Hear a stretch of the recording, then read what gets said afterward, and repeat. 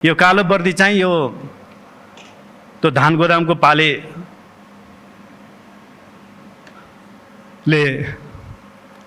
लाउने भन्दा अलि राम्रो होस् भन्ने कुरा हो।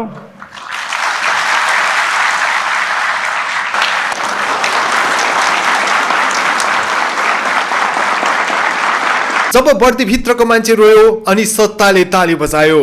समय थियो दिउँसोको ठिक 1 बजे। स्थान थियो नेपाल प्रहरी प्रधान कार्यालय नक्साल। बाहिर घाम चर्को थियो तर भित्र वातावरणमा एउटा बेग्लै भारीपन थियो। जब गृहमन्त्री सुदन गुरुङको गाडी मुख्यालय छिर्यो, औपचारिकताका सलामीहरू त सधैँझै ठोकिए, तर आजको एजेन्डा केवल निरीक्षण मात्र सीमित थिएन। अपराध अनुसन्धानदेखि डिजिटल फोरेन्सिक सम्मको फन्को मारेपछि मन्त्री गुरुङ जब मञ्चमा उक्लिए, उनले मन्त्री भएर होइन एउटा भुइँ मान्छे भएर बोले। उनले ती दिनहरू सम्झे जहाँ एउटा प्रहरी जवानले चिउरा र चाउचाउको भरमा रातभर पहरा दिनुपर्छ। उद्रेको लुगा, खुइलेको चुस्ता, च्यातेको boot. We are going to change this.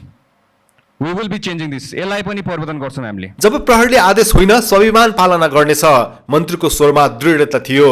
मेरो पार्टीको मान्छेले गल्ती गरे पनि नछोड्नुस्, मेरो ढोका तल्लो तहका जवानका लागि सधैँ खुल्ला छ। गृहमन्त्रीको गाडी रोक्ने ट्राफिकसँग अधिकार छ। प्रहरी अब केवल लाठी बोक्ने यन्त्र होइन, सङ्कटमा एम्बुलेन्स र मुस्कान सहितको सेवा दिने नागरिकको मामा भान्जा जस्तो आत्मीय साथी बन्नुपर्छ। तर माहौल तब बदलियो जब आइजिपी दानबहादुर कार्की पोडियममा उभिए। तथ्याङ्क र कार्ययोजना सुनाउँदा सुनाउँदै उनी अचानक एउटा यस्तो बिन्दुमा पुगे जहाँ संगठनको प्रमुख हुनुको अहम पग्लिएर एउटा अभिभावकको चिन्ता प्रकट भयो। प्रहरीहरूले बिचमा जागिर छोडेर जाने लड्को, 16 वर्ष पेन्सनको माग र थकित अनुहारहरूको फेरहिस्ता सुनाउँदा सुनाउँदै आइजिपी को गला अवरुद्ध भयो। मैले मेरो पुलिसलाई रोक्न सकिन, टिकाउन सकिन। यी शब्दहरू बाहिर निस्कन साथ आइजिपी स्तब्ध भए। हलमा सन्नाटा छायो। वर्दीभित्र लुकेको एउटा मान्छेका आँखा रसाएको देख्दा त्यहाँ उपस्थित उच्च अधिकृतहरू समेत निशब्द बने। त्यही बेला प्रोटोकल र औपचारिकताको घेरा तोड्दै गृहमन्त्री गुरुङ आफ्नो सिटबाट जुरुक्क उठे। उनले मुट्ठी कसेर ताली बजाउन सुरु गरे। त्यो ताली आइजिपी को कमजोरीका लागि थिएन, बरु उनको इमानदार स्वीकारोक्ति र पीडाप्रतिको ऐक्यबद्धता थियो। मन्त्रीले हलतिर हेर्दै संकेत गरे, उठ्नुस्, समर्थन गर्नुस्। हेर्दा हेर्दै पुरै हल तालीको गडगडाहटले गुन्जियो। यो सायद नेपाल प्रहरीको इतिहासमा एउटा यस्तो क्षण थियो जहाँ कमान्डर रोइरहेको थियो र सरकारले उसलाई काँध थापेर हौसला दिइरहेको थियो। तर ताली रोकिएपछिको त्यो गहिरो सन्नाटा, त्यो सन्नाटाले एउटा प्रश्न सोधिरहेको थियो, के अब साँच्चै प्रहरीको दिन फिर्लान् त? We need to change this. We will be changing this. डर जाने चिन्ह प्रहरीको प्रधानमन्त्रीले लाउँछ। अबदेखि प्रधानमन्त्रीमा गएर ढोक्ने पर्ने हो कि उहाँको ढोकामा ढकढकाउनु पर्ने हो कि त्यो तपाईँको गृहमन्त्रीले गर्छ। र आइजिपी को अबदेखि डर जाने चिन्ह तपाईँको प्रधानमन्त्रीज्यूले लगाइदिनु हुनका लागि म तपाईँहरूको लागि कुद्छु। विशेष गरी तपाईँको गृहमन्त्री कुद्नेछ त्यसमा।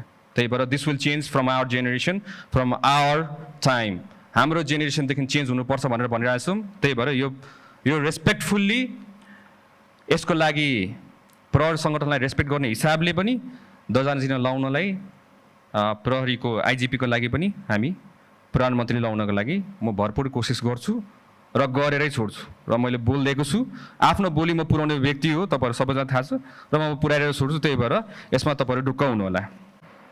न्युट्रिसनको कुरा, चुस्ताको कुरा,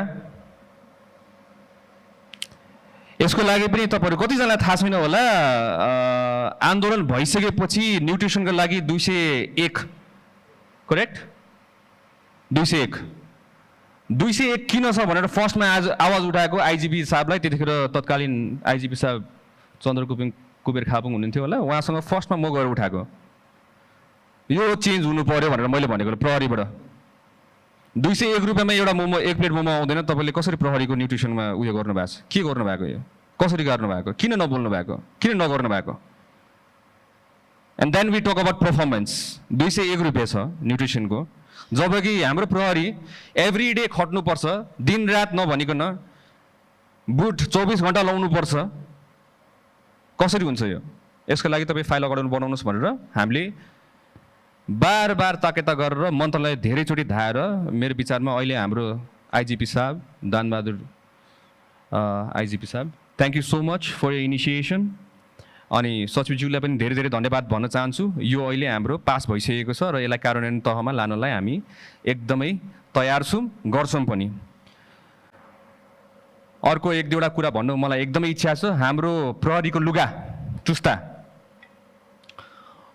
यसको लागि हामीले एउटा योजना बनाएको छौँ। प्रहरीको पोसाक अबदेखि हामी आफै बनाउँछौँ, आफ्नै फ्याक्ट्री।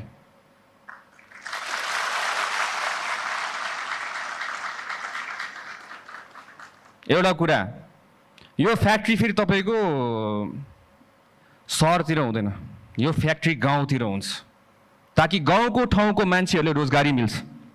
त्यहाँबाट हामीले त्यसलाई ट्रान्सपोर्टेसन गरेर हामीले विभिन्न ठाउँहरूमा हामीले हाम्रो लत्ता कपडाहरूको लागि हामी पठाउँछौँ।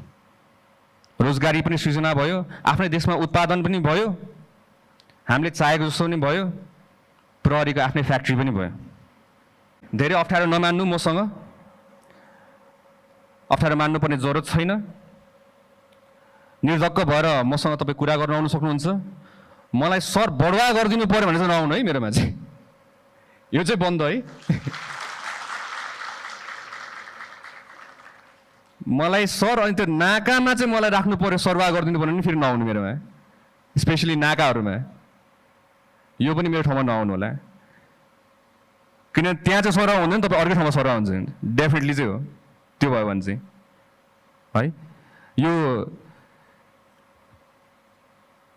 हामीले सिस्टम अनुसारमा हामीले यसको प्लानिङ गरेका छौँ सरवाह बढाएको कुराहरूमा। त्यही भएर तपाईँले अबदेखि ढोका ढकढक्न कसैको ढोका ढकढक्नु पर्दैन। तपाईँ मेरो ढोका ढकढक्न आउनुहुन्छ भने मेरोमा चाहिँ ढोका ढकढक्दाखेरि सर मलाई समस्या पऱ्यो मात्र भनेर भन्दिनु, यति मात्रै भन्दिनु। म तपाईँको हरेक प्रहरीको लागि म तपाईँको आफ्नै समस्या जस्तो बुझेर म कुद्नेवाला छु, लिन्छु र म त्यसलाई समाधान गर्न भरपुर प्रयास पनि गर्नेवाला छु। बाहिरको विदेशको हेर्दाखेरि तपाईँले प्रहरीको लुगा हेर्दाखेरि ओहो अहिले नै क्रिमिनललाई पक्रिन्छ कि क्या हो भन्ने टाइपको लुगा हुन्छ।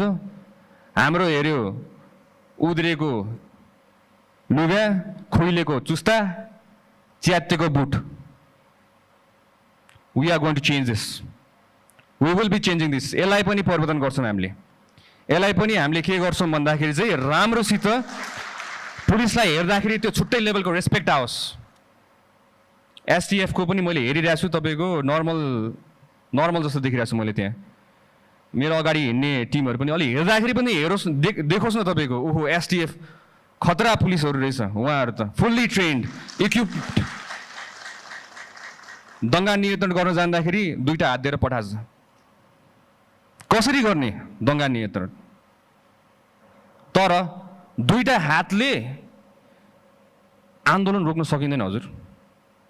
हामीले माथिबाट निर्देशन दिँदै गर्दाखेरि तल्लो दर्जाको हाम्रो कर्मचारीहरूले कति रिस्क बेहोरेर तपाईँको अगाडि उभिनुपर्छ, ज्यान धरापमा राखेर हुनुहुन्छ। At least we need to equip them. तपाईँको त्यही अनुसारको सिल्ड, त्यही अनुसारको बुट, त्यही अनुसारको कम्युनिकेसन च्यानल्सहरू, इक्विपमेन्ट, गियर्स, ड्रोनको थ्रुबाट तपाईँको असुर ग्यासहरू हाम्रो फाल्न मिलिहाल्छ, त्यही अनुसारमा अनाउन्समेन्ट गर्न मिलिहाल्छ। This is called modern policing. So will be modernising police in Nepal from now on. अबदेखि हामीले आफ्नो सङ्गठनलाई नयाँ मोडर्न पुलिसिङ भनेर हामीले गर्छौँ।